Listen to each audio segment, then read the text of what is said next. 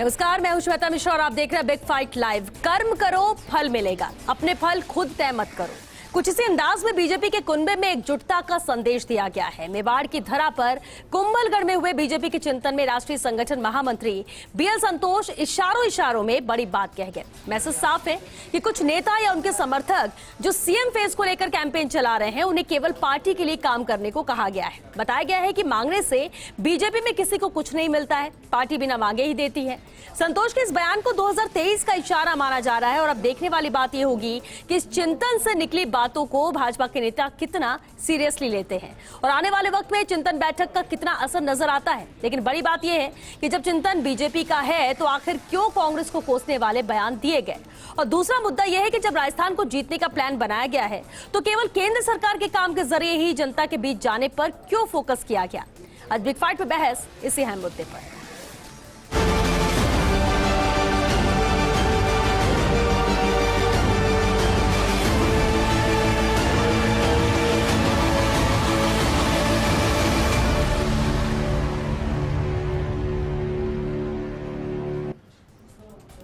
और चलिए इस खास मुद्दे पर चर्चा के लिए हमारे साथ बेहद खास मेहमान भी जुड़ चुके हैं। चलो उनसे रूबरू करा दें आपको। हमारे साथ कांग्रेस नेता गजेंद्र सिंह सांखला जी हैं, छगन सिंह राजपुरोहित जी हमारे साथ जुड़ चुके हैं, बीजेपी विधायक और साथ ही राजनीतिक विश्लेषक मिथिलेश जामनी जी भी हमारे साथ हैं।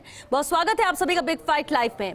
छगन जी, आपसे ही शुरुआत करते हैं। चिंतन शिविर हुआ, बयान भी अलग अलग तरह के आए, लेकिन बीएल संतोष ने जो कहा वो किस ओर इशारा था? बीजेपी उस बयान को कैसे लेती है?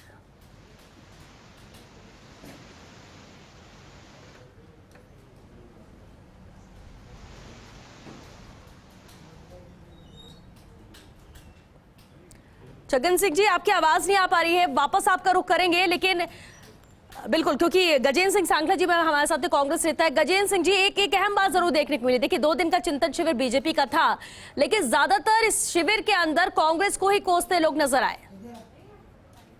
किस तरह से इस चिंतन शिविर को देखते हैं, क्योंकि आरोप और सवाल कांग्रेस की तरफ से भी उठाए गए? निश्चित रूप से श्वेता जी,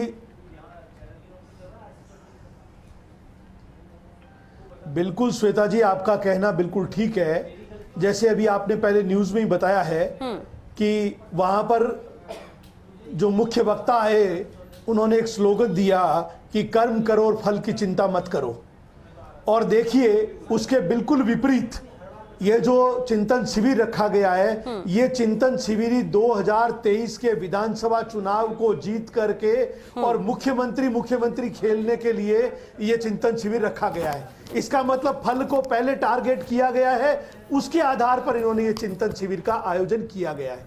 तो ये बात देख लीजिए, आपके सामने है कि इनकी खुद की करनी और कथनी में कितना अंतर है कि फल की चिंता को लेकर के 3 साल से अशोक गहलोत साहब के नेतृत्व में सरकार चल रही है। शानदार कोविड का काम किया है।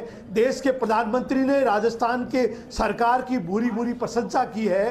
कोविड काल के अंदर सरकार जनता के साथ खड़ी मिली है। आज जितनी ज्यादा हो सकता है चिकित्सा सुविधाएं, उसके साथ साथ लोगों को खाने पीने की तकलीफ ना हो, भोजन की तकलीफ ना हो, सरकार ने चिंता करके इन बातों को रखा है। और विशेष तौर से सरकार ने अलग अलग तबकों के लिए प्रोजेक्ट बना करके और जनता के बीच में रखे। और भारतीय जनता पार्टी विपक्ष की भूमिका भी 3 साल में निभाकर कोई बड़ा आंदोलन राजस्थान के अंदर राजस्थान की सरकार के खिलाफ नहीं कर पाई। ये इस बात का द्योतक है कि राजस्थान के अंदर अशोक गहलोत के नेतृत्व के अंदर बहुत अच्छी कांग्रेस की सरकार चल रही है। जनहितकारी नीतियों को जनता के ऊपर और इसलिए बुद्धा चिंतन शिविर में कांग्रेस भी रहा है बीजेपी नेताओं के बीच में। मिथिलेश जामनी जी, देखिए, अहम बात है कि कर्म करो फल की इच्छा मत करो, और ये एक 2 टूक मैसेज जरूर था। किस तरह के आप इस बयान को देखते हैं? क्योंकि कहीं ना कहीं बीजेपी के अंदर गुटबाजी, धड़ेबंदी को लेकर जिस तरह से रोज आए दिन कौन चेहरा सीएम का, अलग अलग खेमे बटे हुए हैं, आला कमान तक तो ये बात पहुंच भी चुकी। इस मैसेज को क्या आप भी इस तरह से देख रहे हैं या कोई और एंगल? देखिए श्वेता जी, कर्म करो और फल की इच्छा ना रखो, ये बात गीता में ठीक लगती है। और ये मंथन शिविर जहां किया गया है, उसके पहले जो आज सतीश पुनिया जी ने भगवान परशुराम द्वारा स्थापित शिवलिंग के दर्शन किए, वहां कहा जाता है कि भगवान परशुराम ने कर्ण और जो द्रोणाचार्य था उनको शिक्षा दी थी। तो आज बीएल संतोष और जो अरुण सिंह जी हैं उनकी शिक्षा का राजस्थान में कितना असर होगा, कितने कर्ण और द्रोणाचार्य बनेंगे, ये तो 2023 के परिणाम बताएंगे। लेकिन ये निश्चित रूप से भाजपा के लिए 3 चुनौतियां हैं। पहली चुनौती है वसुंधरा राजे समर्थकों का उग्र होना, दूसरी समस्या है उनका कभी सहयोगी रहा आरएलपी का दूर होना, और तीसरी समस्या है जिस अंचल में बैठ के उन्होंने विचार विमर्श किया वहां बीटीपी का बढ़ता वजूद।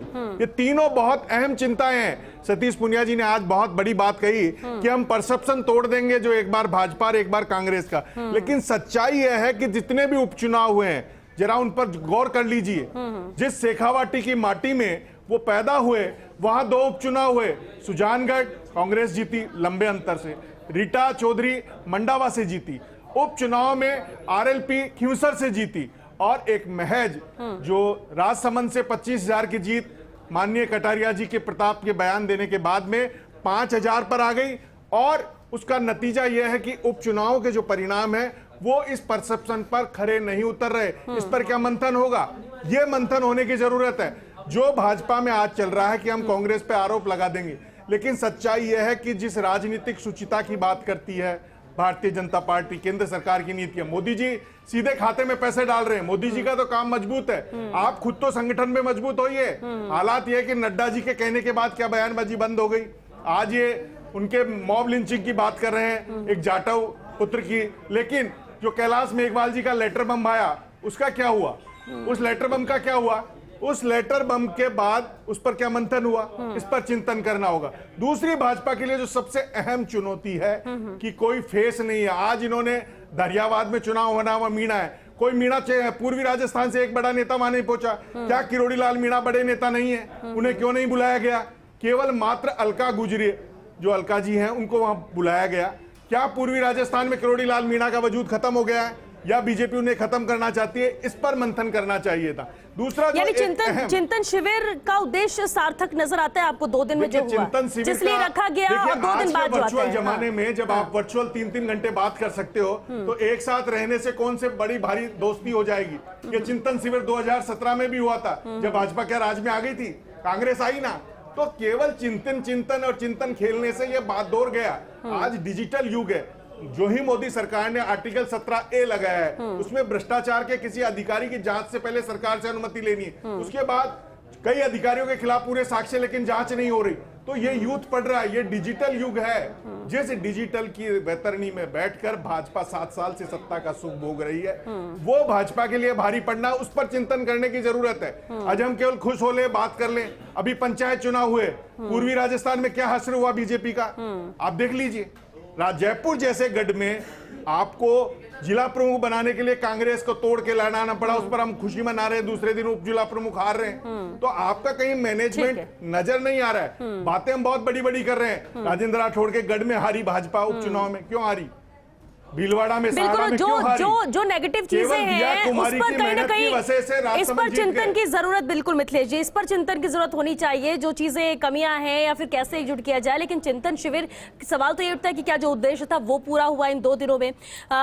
गजेंद्र सिंह जी का रुख कर लेते हैं। गजेंद्र सिंह जी, देखिए अभी आप कांग्रेस को लेकर भी बात आपने रखी और आपने कहा बीजेपी पे भी सवाल उठे, लेकिन एक अहम बात तो ये भी है कि जब बीजेपी प्रदेशाध्यक्ष सतीश पुनिया ये कहते हैं कि ये जो एक बार बीजेपी और एक बार कांग्रेस वाला जो मिथ बना हुआ है कि 5-5 साल में सरकार आएगी, हम तो इसको तोड़ ही देंगे। अब कांग्रेस की वापसी ही नहीं है, और चिंता तो कांग्रेस को करनी चाहिए जिनके 2 चेहरे हैं, लड़ाई हो रही है। हमारे यहाँ कोई चेहरे नहीं। बार बार आप लोग सवाल यही उठाते हैं और बार बार बीजेपी की तरफ से उल्टा कांग्रेस पर यही प्रहार होता है।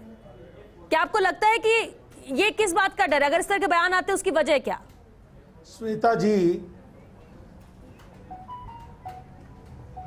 श्वेता जी, आपने जो सवाल पूछा है उस सवाल का जवाब तो सतीश जी पूनिया ने खुद ही दिया है। वो कह रहे हैं कि हम एक बार कांग्रेस और एक बार बीजेपी का मिथक तोड़ देंगे। इसका मतलब यह है कि इस बार कांग्रेस रिपीट हो रही है, तभी तो मिथक टूटेगा। आप मुझे बता, मिथक कैसे टूटेगा? अगर इस बार भाजपा नहीं आकर के वापस कांग्रेस रिपीट करेगी, तभी तो ये मिथक टूटेगा। तो सतीश पूनिया जी खुद स्वीकार कर रहे हैं कि इस बार दोबारा कांग्रेस की सरकार बनने जा रही है, तो फिर सवाल का तो जवाब वो खुद ही दे रहे हैं। अच्छी बात है कि अब उनको भी सद्बुद्धि आई है, उनको समझ में आ गया कि हमारा जो आपस में 7-7, 8-8 लोग मुख्यमंत्री का खेल खेल रहे हैं, उसमें अब आनी जानी कांग्रेस को इससे कोई डर नहीं है। और जिस तरह से कांग्रेस को इससे कोई डर नहीं है, आप ये कह रहे हैं। सेवा भाव का, समर्पण का काम कर रही जी। कांग्रेस को इससे या इनके चिंतन शिविर से या किसी से कैसे डर होगा? हाँ। वो खुद कह रहे हैं हम इस मिथक को तोड़ देंगे। ठीक है, एक बार बीजेपी, एक बार ठीक है। कांग्रेस के छगन मिथक सिंह को राजपुरोहित जी, छगन सिंह जी, कनेक्टिविटी लॉस हो गई थी। छगन सिंह जी, अब जरा अगर आप तक आवाज आ रही है तो जरूर ये समझना चाहेंगे, चिंतन शिविर का जो उद्देश्य था, क्या 2 दिनों में ये पूरा हुआ? और चिंतन शिविर में चिंतन किस बात पे की जा रही थी? क्योंकि ज्यादातर तो जो बयान आए वो कांग्रेस को कोसते हुए नजर आए। बिल्कुल श्वेता जी, जो कांग्रेस सरकार के 3 साल का फेलियर है उसके बारे में चर्चा की और चिंतन किया कि ये जो सरकार नाकामी सरकार है, पिछले 1.5 साल से जिनके मुख्यमंत्री अपने सीएमआर से बाहर नहीं निकल रहे हैं, उस सरकार को कैसे चल रही है वो आपको पता है। उनको हमेशा 1-2 गुटों में पड़ी सरकार जो हमेशा बीच में लड़ाई कर रहे हैं और जिनके अपने उप मुख्यमंत्री बनाया था उनको मुख्यमंत्री ये कहते हैं कि ये निकम्मा, ये ऐसे शब्द यूज करके फिर अब ये कह रहे हैं कि हम एक है। और ये आपको पता ही है, अब आपको सबको दिख रहा है बयान, अभी विधानसभा चली थी 6 दिन में, उनके जो एमएलए हैं उनके जो बयान आते हैं उनको अब देखिए, इनके जो 2 गुट हैं उनकी चर्चा नहीं कर रहे, ये भाजपा का। चलिए ठीक है, आप ये बात करें, लेकिन बीएल संतोष का जो आज बयान आया वो क्या है? बिल्कुल, कर्म करो फल मिलेगा। बिल्कुल, जो कर्म करेगा उनको फल मिलेगा, ये इनका जो बात है उनमें कोई दो राय नहीं है। जिन्होंने काम किया है उनको फल मिलेगा और मिलता रहा है। तो ये बोलने की जरूरत क्यों पड़ी? ये कहीं ना कहीं इंडिकेशन 2023 को लेकर है कि हर कोई यहाँ सीएम चेहरा खुद को मान रहा है, खुद इतनी ज्यादा उम्मीद कर रहा है, उनकी ओर इशारा था ये कि आप बस कर्म करिए। संगठन में Bharatiya Janata party cadre based party है, यहाँ पर कार्यकर्ता प्रमुख है और ये जो कर्म करेगा ये उसको फल जरूर मिलेगा। ये कहा जाता है, जैसे मेरा उदाहरण दूं, मैं काम कर रहा था, मुझे टिकट दिया, मैं एमएलए हूँ, यहाँ कोई मेरे कोई वो शक्ति नहीं थी कि मेरे कोई पिताजी एमएलए नहीं थे, एमपी नहीं थे, या हमारे कोई राष्ट्रीय अध्यक्ष नहीं थे, लेकिन नहीं, इस पार्टी में उनको ही तवज्जो मिलती है जो काम करता है और काम जो करेगा उसको फल मिलेगा। इसमें क्या गलत बात की, बताइए। लेकिन बताने की जरूरत क्यों पड़ रही है? सवाल इसलिए ना छगन सिंह जी, क्योंकि आप लोग कहते हैं कांग्रेस में 2 गुट है, 2 चेहरे हैं, झगड़ा है, लेकिन कांग्रेस बोलती है बीजेपी में तो 8-10 चेहरे हैं। नहीं, तो वहाँ जब चर्चा होती है उनको अगर ये नहीं बताएंगे कि कर्म करोगे तो फल मिलेगा, जैसे हम भी कार्यकर्ताओं में मीटिंग में ये कहते रहते हैं कि जो अच्छा काम करेगा उसको प्रमोशन मिलेगा, तो प्रमोशन तो कार्यकर्ता को संगठन जब मजबूत होता है तो उसमें यूं तो काम करेंगे तो ही मिलेगा। ये बात तो करनी पड़ेगी। ठीक है, लेकिन ना सवाल यहाँ पर ये भी उठ जाता है मिथिलेश जी, सवाल ये भी उठता है कि कर्म करो फल मिलेगा, और कहते भी फल की इच्छा मत करो, अपना कर्म करना चाहिए, लेकिन राजनीति में ये सटीक बैठता नजर नहीं आता। उसकी वजह ये कि आजकल हम जिस तरह से सभी पार्टियों में, सभी राज्यों में देखते हैं, आपके मन का नहीं हुआ, आपको टिकट नहीं मिला, आप दूसरी पार्टी में चले जाते हैं, आपको टिकट नहीं मिली, आपके मन का नहीं हुआ, आपको अगर वो पद नहीं दिया जो आप चाहते हैं तो आप नाराजगी व्यक्त करते हैं, और इसके बाद ये गतिरोध होता है, शिकायतें होती है, नाराजगी होती है। अगर सभी ये सोच ले कि बस कर्म करना है, फल की इच्छा नहीं करना, खुद ही मिलेगा जो मिलेगा, तो ये सब कुछ हो ही ना जो हो रहा है राजनीति में।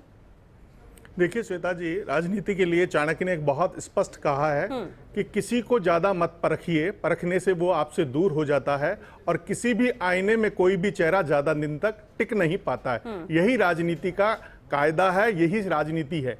राजनीति में आप किसी को परखते रहेंगे कि हमारा है या नहीं है, तो एक दिन छोड़ के भाग जाएगा। जैसा भाजपा के जो आला कमान के नेता हैं एक बोल रहे हैं कि कोई चेहरा नहीं होगा, कमल का फूल होगा, ऐसा कुछ भी नहीं है, क्योंकि आज बेरोजगारी, भ्रष्टाचार और जो केंद्र सरकार से पेट्रोल गैस की दाम है उससे आम जन त्रस्त है। तो ज्यादा मस्त होने की जरूरत नहीं है, भाजपा के लिए भी ज्यादा सुखद स्थितियां राज्य में नहीं है। जो अभी 6 जिलों में हुए हैं पंचायत चुनाव, उसमें भी आपने देखा होगा कि नजारा कैसा चेंज आया है, और तमाम उपचुनाव ये संदेश दे रहे हैं। जब पिछली बार सत्ता बदली थी तो सचिन पायलट के नेतृत्व में 5 साल संघर्ष करना पड़ा था। अब ये कह रहे हैं हम 2 साल में हमने रोड मैप बना लिया, हम सत्ता में आ जाएंगे। राजस्थान में पेट्रोल डीजल के भाव कम किए, हरियाणा में कम किए है। देखिए वो आप मांग करिए ना विपक्ष की तरफ से, विपक्ष की तरफ से। अगर छगन अभी विधानसभा चली, आपने एसीबी परिवहन घोटाले पे मामला उठाया? नहीं उठाया। आपने जो हीरालाल सैनी का वीडियो वायरल हुआ उस पर नहीं हुआ। आपने लॉ एंड ऑर्डर पर पूरी सार्थक बहस नहीं होने दी, क्योंकि कहीं न कहीं आपकी जो ये मिला जुली इंडिविजुअल गेम लीटी है उससे भाजपा को नुकसान हो रहा है। एनालाइज करना पड़ेगा, आपको सही विश्लेषण करना पड़ेगा। ये सरकार भ्रष्ट सरकार सुनना ही नहीं चाहती। ठीक है छगन सिंह जी, आपने कहा कि इसलिए चर्चा हुई कांग्रेस को लेकर क्योंकि 3 साल जो अभी होने वाले हैं सरकार को, आपने कहा वो फेल्यूर है, कुछ काम नहीं किया। गजेंद्र सिंह सांखला जी, देखिए कांग्रेस का जिक्र, कांग्रेस को लेकर चर्चा इसलिए हुई क्योंकि सत्ता में कांग्रेस की सरकार है और विपक्ष के तौर पर बीजेपी ये मान रही है, ये कह रही है बार बार कि कोई काम ही नहीं हुए हैं, विफलता यहाँ पर सरकार की रही है और इसी पर चर्चा हुई है कि जो चीजें नहीं की गई उसको लेकर वो आगे जाएंगे, केंद्र के मुद्दों को भी लेकर आएंगे आगे आने वाले चुनाव में। चिंतन इस बात को लेकर हुआ। आप कह रहे हैं कि सरकार ने बहुत बेहतर काम किया है, विपक्ष ये कह रहा है और इसलिए आधार बना रहा है इससे। श्वेता जी विधानसभा चुनाव के अंदर जिस मैनिफेस्टो को लेकर के कांग्रेस जनता के बीच में गई, आज 64% हम उसको पूर्णता कर चुके हैं और बाकी जो बचा हुआ है वो हमारा पाइपलाइन के अंदर है। दूसरी बात यह है, अगर कांग्रेस की सरकार राजस्थान में जैसा ये कह रहे फेल्योर है, तो आपने 3 साल के अंदर भारतीय जनता पार्टी ने विपक्ष के नाते कौन सा ऐसा आंदोलन किया और आप जनता के बीच में गए और जाकर के आपने कांग्रेस को जनता के बीच में लाने की कोशिश की? बताइए क्या एक्सपोज किया आपने, कौन सा आंदोलन किया? आज कोई ऐसी कोई स्थिति नहीं है। स्थितियां ये है, इनके अंदर आपस के अंदर मुख्यमंत्री को लेकर के लड़ाई है। ठीक है गजेंद्र सिंह जी, गजेंद्र सिंह जी, आप ये कह रहे हैं कि विपक्ष के तौर पर भूमिका सक्रिय नहीं रही बीजेपी की। गजेंद्र सिंह जी, आप ये कह रहे हैं पंचायत चुनाव भारतीय जनता पार्टी को मुंह की खानी पड़ी है। केंद्र सरकार की लगे हुए थे, ये पायलट गुट अलग बैठा था, अलग बैठा था। ठीक है ना, वो तो बीती बात हो गई। छगन सिंह जी, वो तो बीती बात हो गई। अब क्या उसी को लेकर पूरे 5 साल बात होगी? नहीं, ये कोरोना की बात कर रहे थे ना सांखला जी, कोरोना में हमने कोरोना के टाइम की बात कर रहा हूँ मैं। ठीक है, लेकिन आप फेलियर किसमें मानते हैं? कुछ पूछना और क्या यही चिंतन शिविर में यही एक मुद्दा था, चिंतन बीजेपी को और मजबूत करने को लेकर क्या नहीं हुआ? भारत के प्रधानमंत्री नरेंद्र मोदी ने राजस्थान के मुख्यमंत्री सुनिए गजेंद्र सिंह जी सुनिए कामों की तारीफ की है। श्वेता जी, इसको क्या मानेंगे आप? चलिए ठीक है। हाँ, मैं छगन जी से एक सवाल पूछना चाहता हूं कि 2 बाई इलेक्शन और होने वाले हैं और वो दोनों मेवाड़ अंचल में है। जो गुलाबचंद कटारिया और भिंडर के बीच में कटाक्ष हुआ है, क्या उससे वल्लभनगर में फायदा होगा? क्या धरियावाद में किरोड़ीलाल मीणा को नहीं लेके गए, वो रिजर्व सीट है, क्या उसका फायदा होगा? क्या दोनों सीटें बीजेपी जीतेगी? आप दावा कर सकते हैं क्या? आपने चिंतन शिविर किया, आपका परीक्षण ये हो जाएगा कि आप चिंतन शिविर में दोनों सीटें जीतेंगे नहीं जीतेंगे? बीमार है, ये पता करो आप। किरोड़ीलाल जी वो यहाँ आने वाले थे, बीमार है। बीमार व्यक्ति कैसे आएंगे? नहीं, मैं ये कह रहा हूं कि आप दोनों उपचुनाव जीतेंगे क्या? दोनों सीट उपचुनाव की बात कर रहे हैं। दारियावाद और वल्लभनगर सीट क्या आप जीत रहे हो? क्या आपने वहां चिंतन शिविर कर लिया? जीतेंगे, बिल्कुल जीतेंगे। क्या रणधीर सिंह भिंडर ने जो चुनौती दी है गुलाबचंद कटारिया को, मेरे सामने आके चुनाव लड़ ले, उसका कैसे तोड़ निकालोगे? ये सब राजनीतिक बातें करने से कोई फायदा नहीं। राजनीतिक बातें ही करनी है, चिंतन शिविर में राजनीति ही तो करनी है। देखो, गुलाब जी कटारिया प्रतिपक्ष के नेता है, वो ऑलरेडी विधायक है, वो सामने क्यों आएंगे? ये कोई बात हुई? नहीं, आपने सेकंड लाइन पूरे मेवाड़ में बीजेपी ने सेकंड लाइन तैयार नहीं की, नए नेता पैदा नहीं किए। यही कारण है कि आज मेवाड़ में भाजपा कमजोर हो रही है। कटारिया ही है, सतीश पुनिया है। ठीक है ना, वो चलिए सुनिए। आज कांग्रेस ने एक ट्वीट किया है, आप उसका जवाब दे दीजिए। उन्होंने कहा कि मोहन भागवत जी जयपुर आए हैं, क्या निम्बा राम जी को कहेंगे कि वो पुलिस के सामने आके बयान दे? ये क्या बात हुई है? निम्बा राम जी की बात यहाँ कहाँ? चिंतन शिविर में छगन सिंह जी, चलिए ठीक है। अच्छा ये बता दो छगन सिंह जी, चिंतन शिविर में 2 दिन तक चिंतन शिविर में चिंतन हुआ, अहम मुद्दा क्या था, जरा ये बता दीजिए। अहम मुद्दा ये था कि जो केंद्र सरकार ने जितने काम किए हैं उनकी चर्चा करनी है, और जो राजस्थान की सरकार पिछले 3 साल से कमरों में बंद है उसको फेलियर। ठीक है, यानी ये दोनों चीजों को लेकर आप चुनाव में जाने वाले उपचुनाव में? बिल्कुल बिल्कुल। और हर जगह जो जनता पीड़ित है पिछले 3 साल से, वो पीड़ित एक आज हर जगह हत्या हो रही है, जो जिनके दलितों की बात कर रहे हैं। लेकिन गजेंद्र सिंह जी तो बोल रहे हैं जनता खुश है, 3 साल में सरकार ने बहुत काम किया, विपक्ष से मान नहीं रहा है। बीच में जाएंगे तो पता चलेगा ना, जनता के बीच में जाएंगे तो पता चलेगा। ठीक है गजेंद्र सिंह जी, गजेंद्र सिंह जी, जनता खुश है यानी कि दोनों सीट उपचुनाव के आप लोग जीतेंगे? जनता के बीच में एमएलए साहब कांग्रेस, छगन सिंह जी मेरी बात सुनिए, कांग्रेस बराबर जनता के बीच में जा रही है। उपचुनावों के परिणाम आपके सामने हैं, भारी बहुमत से कांग्रेस जीती है। पंचायत चुनावों के रिजल्ट आपके सामने हैं, कांग्रेस भारी बहुमत से जीती है। और उसके बावजूद आप लोग इस धर्म की ओछी राजनीति को छोड़ करके विपक्ष की धर्म को निभाओ। आज देखिए, एक बहुत बड़े संत की संदेहास्पद मौत हुई है। ठीक है, बहुत बड़े संत चलिए ठीक है, लेकिन एक क्योंकि वक्त भी खत्म हो रहा है, आज मिथिलेश जी एक अहम सवाल जरूर है कि केंद्र सरकार के काम को लेकर जनता के बीच में जाएंगे, क्या उस वही आधार रहेगा बीजेपी का इन दोनों उपचुनाव में जीत के लिए? देखिए, दोनों उपचुनाव से पहले आज अशोक गहलोत ने एक मास्टर कार्ड खेल दिया है कि 50 गज वाले जो पट्टे हैं 501 रुपए में दिए जाएंगे, उस पर मोहर लगा दी है। और 50 साल में आज तक उनको पट्टे नहीं मिले हैं। और ऐसे ही प्रशासन गांवों के संग लेके आ रहे हैं। तो आप ऐसे मत सोचिए कि केवल मोदी जी की योजनाओं से आप जीत जाएंगे। आपका स्थानीय चेहरा कैसा है, आपका स्थानीय चेहरा कैसा है, और संवेदना की बात। लोक कल्याणकारी योजना बंद की है। देखिए, लोक कल्याणकारी योजनाएं बंद की है। देखिए, कोरोना काल में छगन जी 40,000 बेरोजगारों को सरकारी नौकरी दी, आपको मानना पड़ेगी। कोरोना काल में 137 गवर्नमेंट कॉलेज खोली है। जो इस नौकरी दी है, आप आंकड़े निकाल लीजिए, वो मेरे पास आंकड़े हैं। इसके अलावा दूसरी बात आप सुन लीजिए, 137 गवर्नमेंट कॉलेज खोली है जो लोगों में कोरोना में फीस नहीं होने के कारण सरकारी कॉलेजों में पढ़ रहे हैं। छगन सिंह जी, कुछ तो मानेंगे, कुछ तो सरकार ने किया है, कुछ तो कुछ भी नहीं। ठीक है, आप ये कह रहे हैं धरातल पर नहीं, यानी जमीन पे कुछ भी नहीं किया है, कागजों में। ठीक है, अभी तक कोई काम नहीं हुआ। चलिए देखते हैं, जब ये 2 सीटों को लेकर जो चिंतन भी हुआ है, परिणाम जब आएंगे तो तय हो जाएगा कि आखिर किस आधार पर जनता किसे चुनती है। वक्त खत्म हो चुका, बहुत शुक्रिया आप सभी का इस चर्चा में शामिल होने के लिए। तो देखिए, चिंतन शिविर 2 दिनों तक हुआ, चिंतन भी हुआ अलग अलग मुद्दों को लेकर, कांग्रेस को कोसा भी गया, सवाल भी उठाए गए, लेकिन इशारा एक जरूर था कि आप कर्म करो, फल की इच्छा मत करो। यानी फल तो मिलेगा, लेकिन मांगने से कुछ नहीं मिलेगा, यहाँ खुद ही मिलेगा, पार्टी खुद ही देगी। अब ऐसे में सवाल उठता है कि क्या राजनीति में और या फिर बीजेपी के अंदर प्रदेश में जो नजर आता है, खेमेबाजी की बात कही जाए, गुटबाजी की बात कही जाए, सीएम चेहरे को लेकर अगर सवाल उठाए जाते हैं तो क्या इन सब की ओर इशारा था? दूसरी अहम बात यह है कि अगर चिंतन हो चुका है तो क्या जिन मुद्दों को लेकर बातचीत की गई है, फोकस किस पर रहा है और जिस पर फोकस किया जा रहा है, क्या उस आधार पर अगर उपचुनाव में जाएंगे तो जीत बीजेपी दर्ज कर पाएगी? कोशिश सभी की जीत की है, लेकिन देखना होगा कि आखिर किसके चिंतन में कितना यहाँ दम है और चिंतन के बाद जो रणनीति बनाई जाएगी उससे कितना फायदा यहाँ पर बीजेपी को मिलता है। चलिए 6 बिग फाइट लाइव में आज के लिए बस इतना है। नमस्कार।